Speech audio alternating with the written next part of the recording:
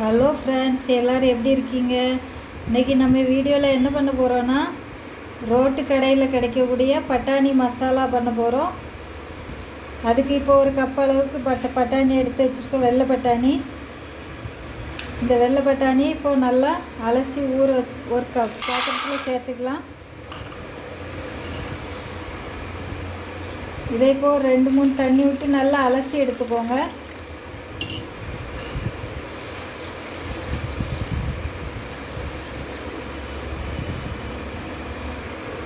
பாருங்க, 2-3 தண்ணி வச்சு நல்லா அலசி எடுத்தாச்சு. இப்போ இதில் தண்ணி ஊற்றி நல்லா ஊற வச்சிடலாம். இது அப்படியே ஒரு 7-8 மணி நேரம் நல்லா ஊறட்டும். நல்லா ஊறினா தான் நல்லாயிருக்கும். நல்லா ஊறிட்டு இருக்கட்டும். பாருங்கள், பட்டாணி பருப்பை வந்து நல்லா 8 மணி நேரம் நல்லா ஊற வச்சு எடுத்துருக்கோம். இந்த ஊற வச்ச பட்டாணி பருப்பை இப்போது குக்கரில் சேர்த்து வேக வச்சு எடுத்துக்கலாம். ஊற வச்ச தண்ணி நம்ம கழுவிட்டு தான் ஊற வச்சுருக்கோம், அதனால் அந்த தண்ணி அப்படியே சேர்த்துக்கலாம்.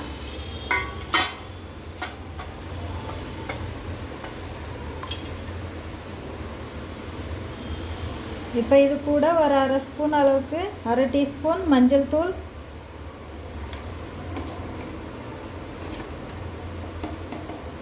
இந்த பட்டாணி பருப்புக்கு தேவையான அளவு உப்பு சேர்த்துக்கோங்க.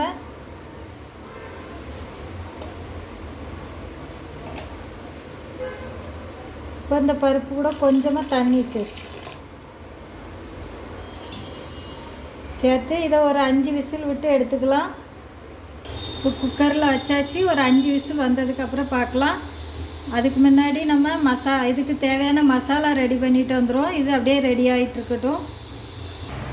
இப்போ இதுக்கு மசாலா ரெடி பண்ணதுக்கு ஒரு பெரிய சைஸ் வெங்காயத்தை எடுத்து கட் பண்ணி வச்சுருக்கேன். நீங்கள் மீடியம் சைஸாக இருந்தால் 2 எடுத்துக்கோங்க. ஒரு பச்சை மிளகா, ஒரு 5-6 பல் பூண்டு, 2 மீடியம் சைஸ் தக்காளி எடுத்து கட் பண்ணி வச்சுருக்கேன். ஒரு துண்டு இஞ்சி. இது விளத்தி இப்போ மிக்ஸி சாரில் சேர்த்து அரைச்சி எடுத்துக்கலாம்.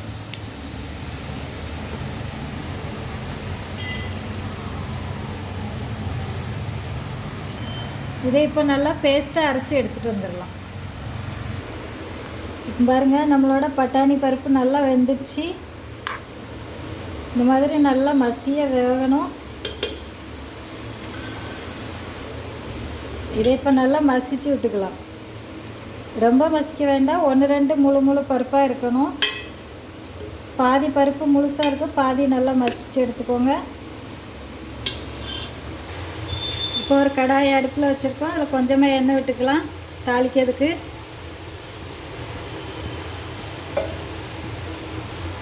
இப்போ எண்ணெய் சூடாயிடுச்சு. கொஞ்சமாக கடுகு சேர்த்துக்கலாம்.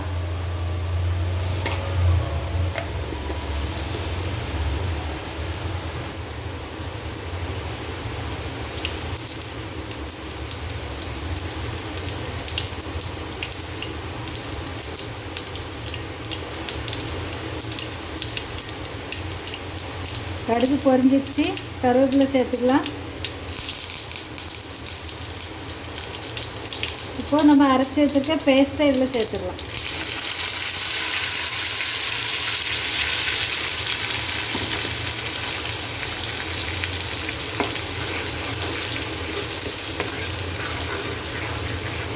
இதோட பச்சை ஸ்மெல் போகிற அளவுக்கு கொஞ்சம் நேரம் வதக்கி விட்டுக்கலாம்.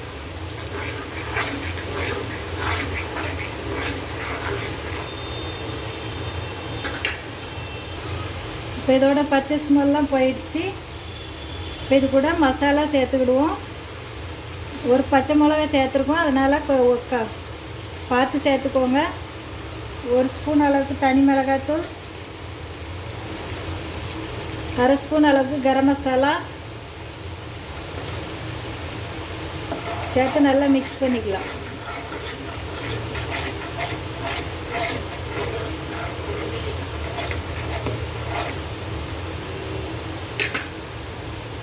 கொஞ்சமாக தண்ணி விட்டு கொஞ்ச நேரம் கொதிக்கட்டும். மசாலாவோட பச்சை ஸ்மெல்லாம் போகட்டும்.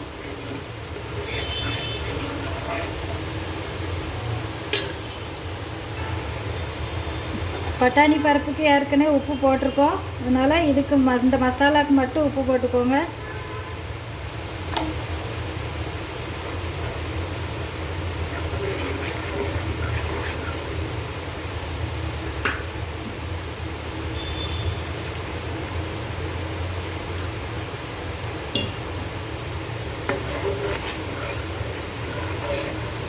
அப்படியே கொஞ்சமாக கொதிக்கட்டும். அதுக்கப்புறமா பருப்பு சேர்த்துக்கலாம்.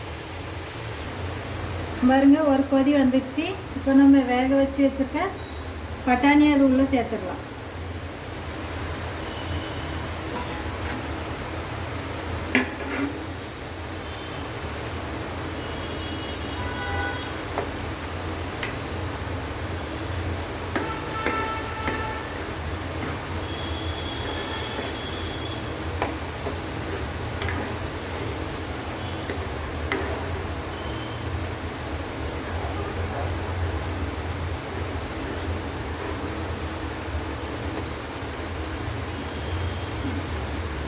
தண்ணி காணாது, கொஞ்சமாக தண்ணி விட்டு ஒரு கொதி வரட்டும்.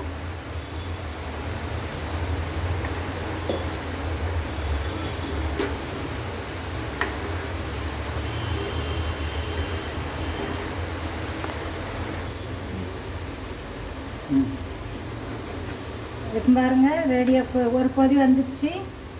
இந்த அளவுக்கு இருந்தால் போதும். ரொம்ப தண்ணியாகவும் இருக்க வேண்டாம், ரொம்ப திக்காகவும் இருக்க வேண்டாம். இது ஆறிடுச்சுன்னா இன்னும் கொஞ்சம் திக்காகும். அதனால் இந்த ஸ்டேஜுக்கு இருந்தால் போதும். இப்போ இதுக்கு மேலே ஃபைனலாக கொஞ்சமாக கொத்தமல்லி இலை தூவி விட்டுக்கலாம். ஸ்டவ் ஆஃப் பண்ணிடலாம்.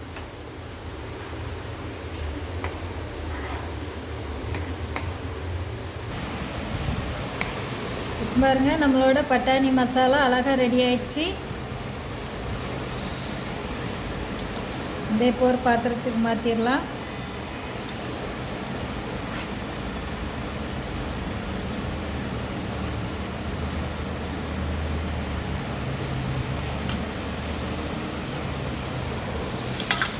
இதுக்கு மேலே டெக்கரேஷன் பண்ணுறதுக்காக வெங்காயத்தை பொடிசாக கட் பண்ணி வச்சுருக்கேன்.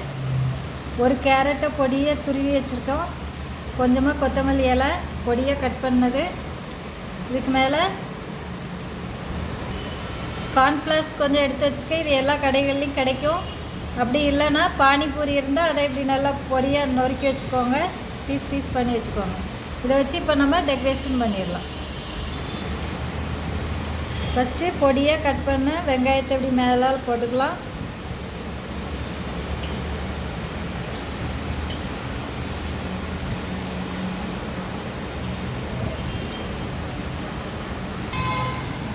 அதுக்கப்புறமா பொடியாக துருவின கேரட்,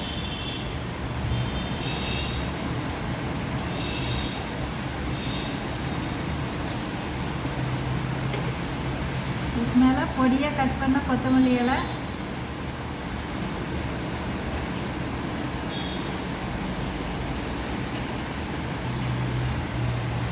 மேலே கார்ன்ஃப்ளேக்ஸ்.